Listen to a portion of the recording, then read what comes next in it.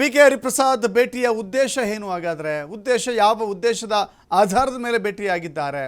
ಪರಸ್ಪರ ಒಂದೇ ಪಕ್ಷದಲ್ಲಿದ್ದಾರೆ ಇಬ್ಬರು ಕೂಡ, ಇಬ್ಬರು ಹಿರಿಯ ನಾಯಕರೇ, ಅದು ಮುಖ್ಯಮಂತ್ರಿಗಳು ಅವರ ಮನೆಗೆ ಹೋಗ್ತಾರೆ ಅಂತ ಹೇಳಿದ್ರೆ ಕೆಲವಷ್ಟು ರಾಜಕೀಯ ಲೆಕ್ಕಾಚಾರಗಳು ಖಂಡಿತವಾಗೂ ಇದರಿಂದ ಇದ್ದೇ ಇರುತ್ತೆ ಅಂತ.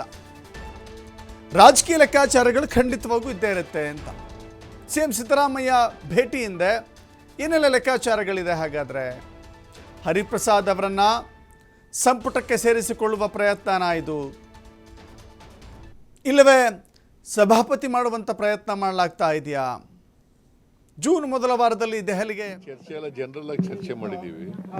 ಮಂಗಳೂರು ಪರ್ಟಿಕ್ಯುಲರ್ಲಿ ಮಂಗಳೂರು ವಿಚಾರ ಚರ್ಚೆ ಮಾಡಿ ವಿಚಾರವನ್ನ ಮುಖ್ಯಮಂತ್ರಿಗಳು ಬಹಳ ಮಂಗಳೂರು ವಿಚಾರದಲ್ಲಿ ಏನು ತೀರ್ಮಾನ ಸರ್? ಹಿಂದೆ ಒಂದು ಆಂಟಿ ಕಮ್ಯುನಲ್ ಅಲ್ಲಿಗೆ ಈಗ ಸೌಹಾರ್ದತೆ ಬರಬೇಕು. ಅಲ್ಲಿ ಹಿಂದೂಗಳು ಮುಸಲ್ಮಾನರು ಯಾವುದೇ ಕಾರಣಕ್ಕೆ ದ್ವೇಷ ಇರಬಾರ್ದು, ಆ ಸೌಹಾರ್ದತೆ ಬರಬೇಕು. ಅದಕ್ಕೆ ಸುಮ್ಮನೆ ಚರ್ಚೆ ಮಾಡಿದೆ.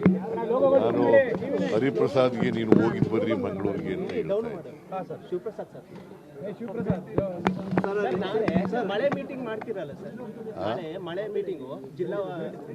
ಈ ಡಿ.ಸಿ.ಗಳು, ಸಿ.ಇ.ಒಗಳು, ಡಿಸ್ಟ್ರಿಕ್ಟ್ ಇನ್ಚಾರ್ಜ್ ಸೆಕ್ರೆಟರಿಗಳು ಮೀಟಿಂಗ್ಗಳು ಮಾಡ್ತಾ ಇದ್ದೀನಿ. ಸೊ ಎರಡು ದಿನ ಮೀಟಿಂಗ್ ಮಾಡ್ತೀನಿ.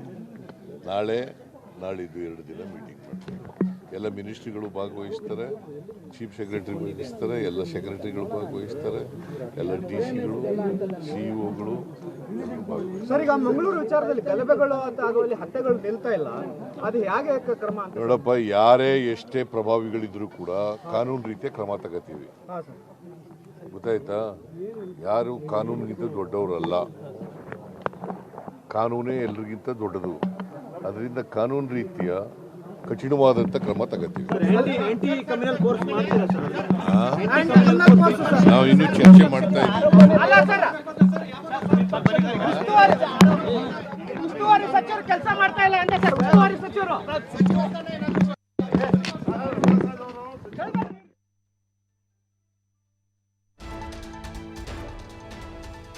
ಇದು ಸಿದ್ದರಾಮಯ್ಯ ಹೇಳಿರುವಂಥ ಮಾತು. ರಾಜಕೀಯ ಕಾರಣಗಳಿಗಾಗಿ ನಾನು ಭೇಟಿ ಕೊಟ್ಟಿದ್ದೆ ಅಂತ ಎಲ್ಲಿಯೂ ಕೂಡ ಅವರು ಹೇಳಲಿಲ್ಲ, ಆ ಬಗ್ಗೆ ಮಾಹಿತಿನ ಹಂಚಿಕೊಳ್ಳಲಿಲ್ಲ.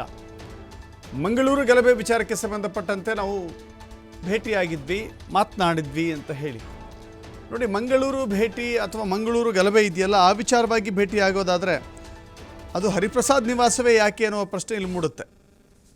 ಹರಿಪ್ರಸಾದ್ ನಿವಾಸಕ್ಕೆ ಯಾಕೆ ಬರಬೇಕು ಅನ್ನೋ ಪ್ರಶ್ನೆ ಮೂಡುತ್ತೆ. ಬರಬಾರ್ದು ಅಂತಲ್ಲ, ಬಟ್ ಭೇಟಿ ಈ ಮಂಗಳೂರು ವಿಚಾರಕ್ಕೆ ಸಂಬಂಧಪಟ್ಟಂತೆ ಬಂಟ್ವಾಳದ ಗಲಾಟೆ, ನಿಷೇಧಾಜ್ಞೆ, ಕೊಲೆ, ಹತ್ಯೆ, ಪ್ರತೀಕಾರ ಇಂಥವೆಲ್ಲವೂ ಕೂಡ ನಡೆದಿದೆಯಲ್ಲ, ಅದು ಅಧಿಕಾರಿಗಳ ಜೊತೆ ಸಭೆ ನಡೆಸಿ ನಿರ್ಧಾರ ತೆಗೆದುಕೊಳ್ಳುವಂಥ ಈ ಸಂದರ್ಭದಲ್ಲಿ ಬಿ.ಕೆ. ಹರಿಪ್ರಸಾದ್ ನಿವಾಸಕ್ಕೆ ಬಂದಿದ್ದಾರೆ ಅಂತ ಹೇಳಿದರೆ ಇದು ರಾಜಕೀಯ ಲೆಕ್ಕಾಚಾರಗಳಿಲ್ಲದೆ ಬೇರೆ ಯಾವುದೇ ರೀತಿಯ ಲೆಕ್ಕಾಚಾರಗಳು ಕಾಣಿಸ್ತಾ ಇಲ್ಲ ಅಂತ ಅನಿಸುತ್ತೆ. ನೋಡಿ, ಹೇಳಿ ಕೇಳಿ ಸರ್ಕಾರಕ್ಕೆ ಮುಖ್ಯಮಂತ್ರಿಗಳು ಹಾಗೂ ಸರ್ಕಾರದ ವಿರುದ್ಧವೇ ಹರಿಪ್ರಸಾದ್ ಹಿಂದೆ ಮಾತನಾಡ್ತಾ ಇದ್ರು.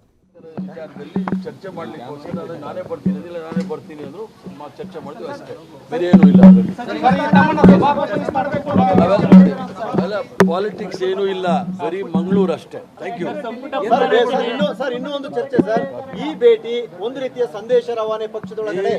ಅದು ನಿಮ್ಮ ಅನಿಸಿಕೆಗಳು, ನೀವೇನು ಬೇಕಾದ್ರೂ ಅನ್ಕೊಳ್ಬೋದು, ಅದಕ್ಕೆ ನಾನೇನು ಹೇಳಲಿಕ್ಕೆ ಆಗೋದಿಲ್ಲ. ಕೇವಲ ಮಂಗಳೂರಿನಲ್ಲಿ ಕರಾವಳಿಯಲ್ಲಿ ಯಾವ ರೀತಿ ಶಾಂತಿ ನೆಲೆಸಬೇಕು ಅನ್ನೋದಕ್ಕೆ ಕೆಲವು ವಿಚಾರಗಳನ್ನ ಮಾತಾಡಿದ್ವಿ, ಬಾಕಿ ಏನು ವಿಚಾರ ಇಲ್ಲ. ಸರ್, ನಿಮ್ಮಿಬ್ಬರ ಒಡನಾಟದಲ್ಲಿ ಶಾಂತಿ ನೆಲೆಸಿದೆ? ಹಾಗಾದ್ರೆ ಎಲ್ಲ ಶಾಂತಿ ಇದ್ದೇ ಇದೆ, ಮೊದಲು ಇತ್ತು, ಈಗಲೂ ಇದೆ. ಏನು ಇಲ್ಲ, ಏನು ಅವೆಲ್ಲ ಚರ್ಚೆಗೆ ಬರೋದೇ ಇಲ್ಲ. ಅವೆಲ್ಲ ಚರ್ಚೆ ಡೆಲ್ಲಿಯಲ್ಲಿ ಆಗುತ್ತೆ, ಇಲ್ಲಿ ಏನು ಆಗಲ್ಲ. ಬನ್ನಿ, ಕಾಫಿ. ಏನು ಬೇಡ, ದಯವಿಟ್ಟು ಏನು ಕುತೂಹಲ ಇಲ್ಲ. ಮಂಗಳೂರು ವಿಚಾರ ಮಾತಾಡಿದ್ವಿ ಅಷ್ಟೇ, ಬೇರೆ ಏನೂ ಇಲ್ಲ. ಬಾಕಿದ ಆಮೇಲೆ ಮಾತಾಡ್ತೀನಿ. ಸಿಎಂ ನಿಮ್ಮ ಮತ್ತು ಮುಖ್ಯಮಂತ್ರಿಗಳ ನಡುವಿನ 2 ದಶಕದ ಅಸಮಾಧಾನ ತಡೆದಿದೆಯಾ?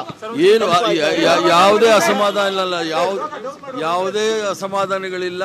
ಅವರು ರಾಜ್ಯದ ಮುಖ್ಯಮಂತ್ರಿಗಳು, ಹಿಂದುಳಿದ ವರ್ಗದ ನಾಯಕರು, ಯಾವುದೇ ರೀತಿಯ ಅಸಮಾಧಾನ ಇಲ್ಲ. ಯಾವುದೋ ವಿಚಾರ ಮಂಗಳೂರು ವಿಚಾರದಲ್ಲಿ ಸಿಕ್ಕಾಪಟ್ಟೆ ಗಲಭೆ ಮತ್ತು ಕೊಲೆಗಳಾಗ್ತಾ ಇರೋ ವಿಚಾರದಲ್ಲಿ ಚರ್ಚೆ ಮಾಡಲಿಕ್ಕೋಸ್ಕರ ನಾನೇ ಬರ್ತೀನಿ ಅಂದಿಲ್ಲ, ನಾನೇ ಬರ್ತೀನಿ ಅಂದರು, ಚರ್ಚೆ ಮಾಡಿದ್ವಿ ಅಷ್ಟೇ, ಬೇರೆ ಏನೂ ಇಲ್ಲ ಅದರಲ್ಲಿ. ಅವೆಲ್ಲ ನೋಡಿ, ಅವೆಲ್ಲ ಪಾಲಿಟಿಕ್ಸ್ ಏನೂ ಇಲ್ಲ, ಬರೀ ಮಂಗಳೂರು ಅಷ್ಟೇ. Thank you sir. ಇನ್ನೂ ಒಂದು ಚರ್ಚೆ ಸರ್, ಈ ಭೇಟಿ ಒಂದು ರೀತಿಯ ಸಂದೇಶ ರವಾನೆ ಪಕ್ಷದೊಳಗಡೆ. ಅದು ನಿಮ್ಮ ಅನಿಸಿಕೆಗಳು, ನೀವೇನು ಬೇಕಾದ್ರೂ ಅನ್ಕೊಳ್ಬೋದು, ಅದಕ್ಕೆ ನಾನೇನು ಹೇಳಲಿಕ್ಕೆ ಆಗೋದಿಲ್ಲ. ಕೇವಲ ಮಂಗಳೂರಿನಲ್ಲಿ ಕರಾವಳಿಯಲ್ಲಿ ಯಾವ ರೀತಿ ಶಾಂತಿ ನೆಲೆಸಬೇಕು ಅನ್ನೋದಕ್ಕೆ ಕೆಲವು ವಿಚಾರಗಳನ್ನ ಮಾತಾಡಿದ್ವಿ ವಿನ ಬಾಕಿ ಏನೂ ವಿಚಾರ ಇಲ್ಲ. ಸರ್ ನಿಮ್ಮಿಬ್ಬರ ಒಡನಾಟದಲ್ಲಿ ಶಾಂತಿ ನೆಲೆಸಿದೆ ಹಾಗಾದ್ರೆ? ಎಲ್ಲ ಶಾಂತಿ ಇದ್ದೇ ಇದೆ, ಮೊದಲು ಇತ್ತು, ಈಗಲೂ ಇದೆ. ಇವತ್ತಿಂದ ಪರವಾಗಿಲ್ಲ, ಏನೂ ಇಲ್ಲ. ಅವೆಲ್ಲ ಚರ್ಚೆಗೆ ಬರೋದೇ ಇಲ್ಲ. ಅವೆಲ್ಲ ಚರ್ಚೆ ಡೆಲ್ಲಿಯಲ್ಲಿ ಆಗುತ್ತೆ, ಇಲ್ಲಿ ಏನೂ ಆಗಲ್ಲ. ಬನ್ನಿ ಕಾಫಿ.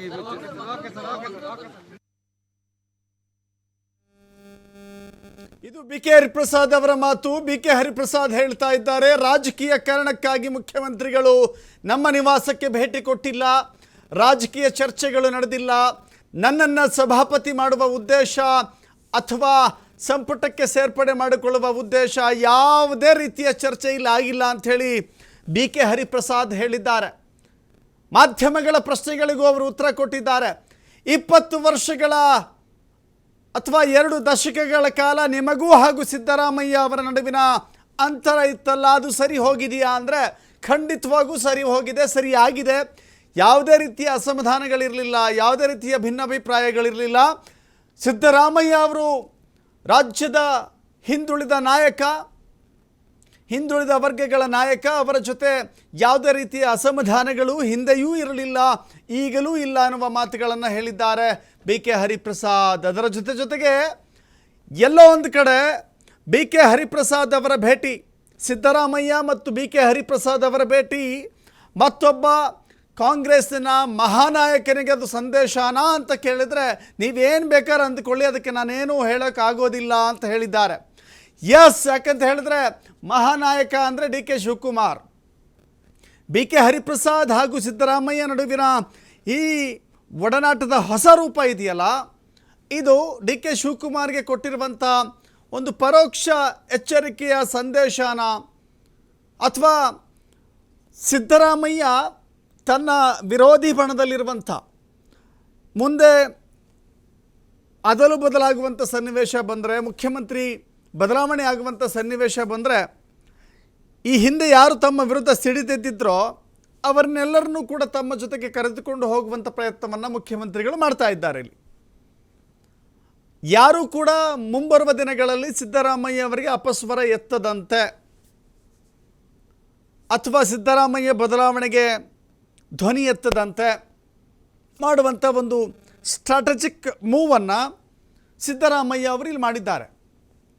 ಅದು ತಂತ್ರಗಾರಿಕೆ ಅಂತ ಕಾಣಿಸುತ್ತೆ. ಅದರ ಜೊತೆಗೆ 2.5 ವರ್ಷದ ಬಳಿಕ ಒಪ್ಪಂದ ಇದೆ, ಸಿದ್ದರಾಮಯ್ಯ ಅವರು ಬದಲಾಗ್ತಾರೆ, DK ಶಿವಕುಮಾರ್ ಅವರು ಬರ್ತಾರೆ, ಅಥವಾ ಇನ್ನೊಬ್ಬರು ಯಾರೋ ಮುಖ್ಯಮಂತ್ರಿ ಆಗ್ತಾರೆ ಅನ್ನೋದಿತ್ತಲ್ಲ, ಅದೆಲ್ಲವನ್ನೂ ಕೂಡ ಈಗಿನಿಂದಲೇ ಸೆಟ್ ಸೈಡ್ ಮಾಡಲಿಕ್ಕೆ ಸಿದ್ದರಾಮಯ್ಯ ಒಂದು ಸ್ಟ್ರಾಟಜಿಕ್ ಬ್ರಿಲಿಯಂಟ್ ಮೂವನ್ನು ಇಟ್ಟಿದ್ದಾರೆ ಅಂತ ಕಾಣಿಸುತ್ತೆ. ಇದು ರಾಜ್ಯ ರಾಜಕೀಯ ವಲಯದಲ್ಲಿ ಎಷ್ಟರ ಮಟ್ಟಿಗೆ ವರ್ಕೌಟ್ ಆಗುತ್ತೆ, ಹೇಗೆ ಅದನ್ನು ವಿಶ್ಲೇಷಣೆ ಮಾಡಲಾಗುತ್ತೆ, ಪರಿಣಾಮಗಳೇನಿರುತ್ತೆ ನೋಡಬೇಕಾಗಿದೆ.